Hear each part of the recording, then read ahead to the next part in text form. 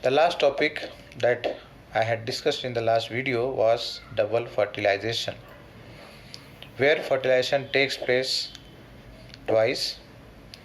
One between the egg cell containing the egg nucleus and one of the male nucleus or male gamete, and second fusion takes place between the polar nuclei and the second male nucleus or male gamete, which leads to triple fusion. Means first fusion between the egg cell and the male nucleus is called a syngamy, which leads to development of zygote, which later on develops into embryo.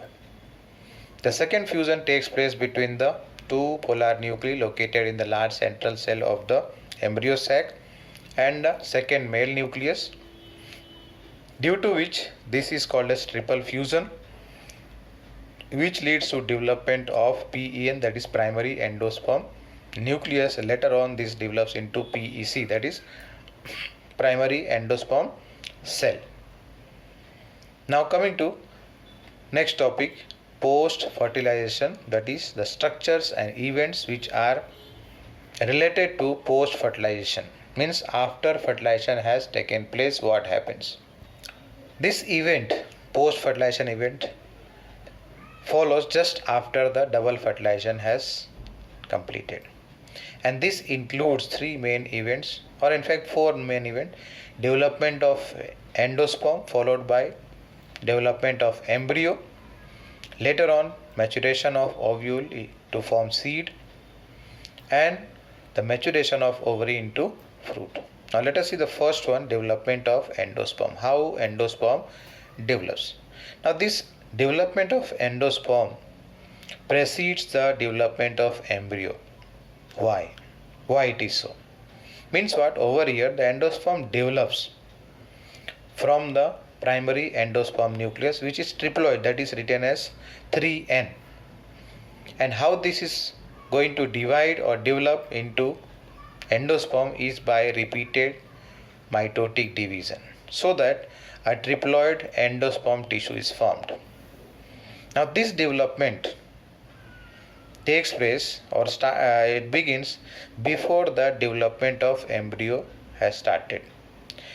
Why this is so? Because there is a need of nutrition, or for the development of embryo there will be requirement of nutrition, which is going to be provided by the endosperm.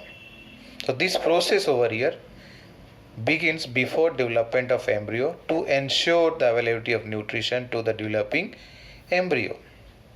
And this embryo development is of basically three types. One is called as nuclear type. Okay, now this is the most common type, and we will study about this, and the best example that we will take over here is about coconut.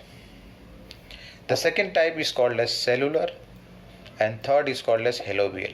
These two is for knowledge purpose, you have to remember. For board exam it is not necessary, but this is important for our competitive exam. Now coming to how the endosperm develops. The primary endosperm nucleus, earlier I mentioned, or the last topic we had discussed in the double fertilization event. At that time we had discussed that primary endosperm nucleus, later on, that is the polar cell or the large central cell in the embryo sac. After triple fusion has taken place, this develops into PEC, that is primary endosperm cell. Here it is, primary endosperm cell. Now inside this the nucleus has to divide, and this nuclear division is a free nuclear division. मतलब nucleus का continuously division होता जाता है, and that division is mitotic type. All the cells which are produced, they all are triploid. They all are triploid over here. Now the most common type, as I mentioned earlier, is what? Nuclear type of endosperm development. Over here the PEN, that is primary endosperm nucleus, divides by successive nuclear division. so that it can give rise to free nuclei. This stage of endosperm development is called as free nuclear endosperm. And subsequently, these nucleus are surrounded by cytoplasm, which makes it to cellular form. That is, subsequently the cell wall formation takes place around the nucleus, so that endosperm becomes what? Cellular in its development, in its structure. Now the number of free nuclei formed before cellularization or before formation into cell, it varies greatly. Example over here, let us take the example of coconut. When we drink coconut water, what we call, when we go to drink coconut water, they ask us, how do you want? You want मलाई और no मलाई, मतलब मलाई वाला चाहिए कि बिना मलाई का चाहिए. तो depending on our requirement, depending on our own choice, we demand it. Okay, what we are talking here, that free nuclei, what is the water that we drink, actually is the free nuclear endosperm we are drinking. And what we call malai, white kernel, that is actually cellular endosperm. So here let us see what is given here. The coconut water from tender coconut is the free nuclear endosperm, that is made up of thousands of nuclei, and surrounding this water on the wall, you can say inner wall, is the white kernel, white part, जिसको हम मलाई बोलते हैं. That is actually the cellular endosperm, where what happens, the cell wall has developed outside or around the nucleus. Now this endosperm here, during the development of embryo, can be used up, or that provides the nutrition to the developing embryo. So it may be consumed in some cases at the end when the seed is matured. By the time the seed matures, this endosperm is consumed in some seeds, and in some others some part is left back, depending on this. Now these seeds can be classified into two types. One is endospermic, the other one is non-endospermic.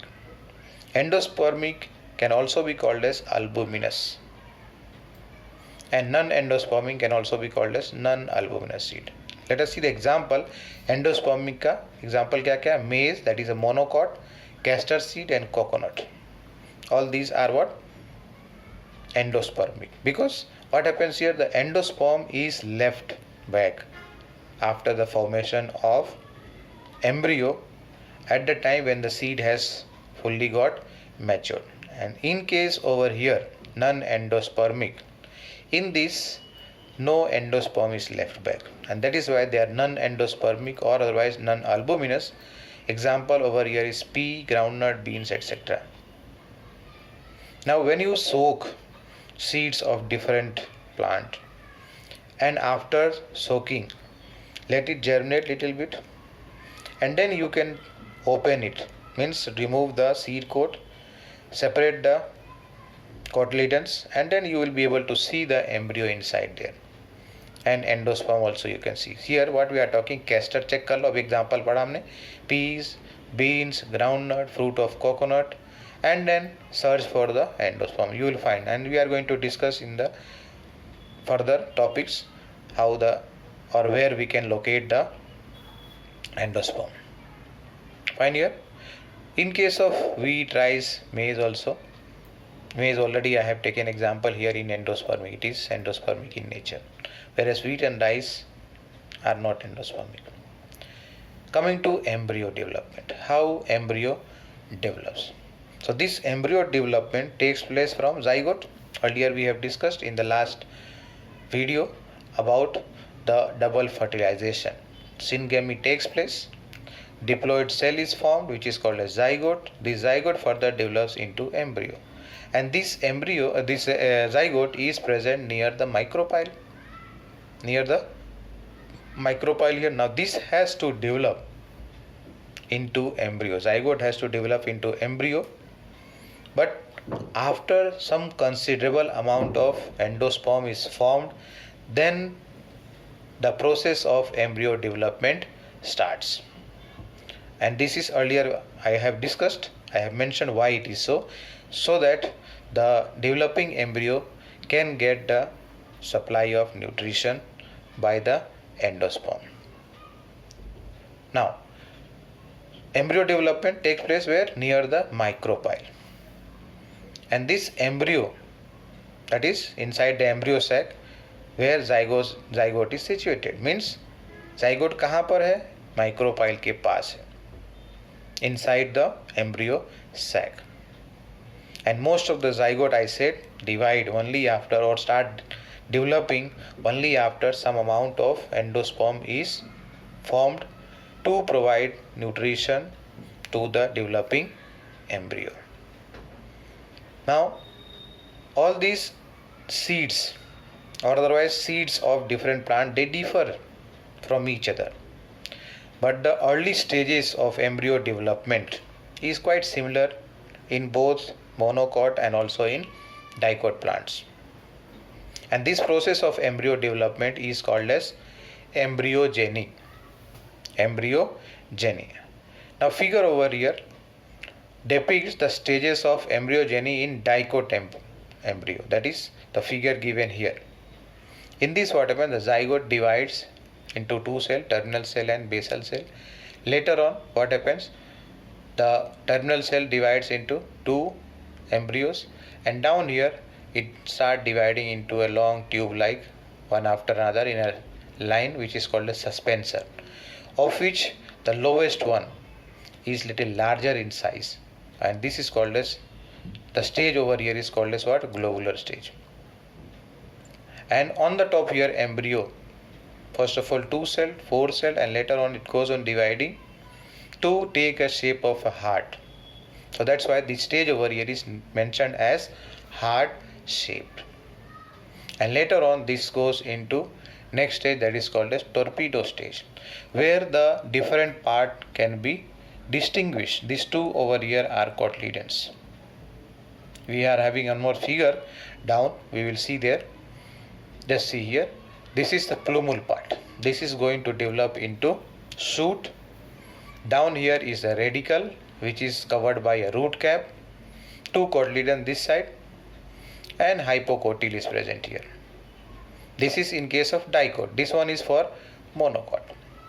Now coming down here, what we had discussed earlier, that the zygote that gives rise to pro-embryo first of all, and then later on to the globular stage, heart shaped, and then to mature embryo. This is the mature embryo over here.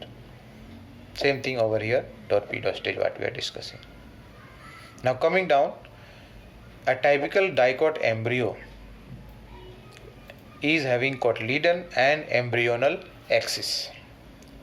Embryonal axis contains plumule at the top, radical to lock them lower down, and in the center over here is point of attachment, means the embryo is attached with the cotyledon, and in between this point of attachment and plumule lies the epicotyl. Likewise between the radical and point of attachment with the cotyledon lies the hypocotyl. Fine here. Now the portion over here, the embryo in case of monocotyledon or monocot seed I am talking here, that is embryo of monocotyledon. It contains only one cotyledon, and basically here all grass family is included in the monocotyledons only. So here in case of grass family or monocotyledon, here we are talking that cotyledon is called as scutellum, and this is situated towards one side, that is on the lateral side of the embryonal axis, and towards its lower end, that is the embryonal axis, has radical and root cap that is enclosed by structure called as scolioryza, which is an undifferentiated covering or sheath over here. We will see in the figure. And the portion of embryonal axis above the level of attachment of the scutellum is called as epicotyl, and this is again covered by a structure called as coleoptile. Means few leaf-like structure is present here. Here it is given, epicotyl has a shoot apex and a few leaf primordia enclosed in a hollow foliar structure, the coleoptile. If you just see in this figure, down here, over here is the embryonal axis, down here is the radicle covered by or protected by coleorhiza, and over here is the plumule protected by coleoptile. In between over here is the scutellum where the embryo has been attached. That is the point of attachment of the embryo with the cotyledon. Likewise here in case of dicot, cotyledon, two are there. This is the point of contact. Just above that is the epicotyl, that is lying between the plumule and the point of attachment with the cotyledon, and between the point of attachment with the cotyledon and radicle lies the hypocotyl. That was the embryo development and the structure of embryo in case of monocot and also in case of dicot. You can study this more better if you just earlier I have mentioned, soak few seeds, let it germinate for 1 or 2 days, and then you can observe the embryos in case of both monocot and also in case of dicot seeds. Thank you. That was about the embryo development and the endosperm development. Thank you.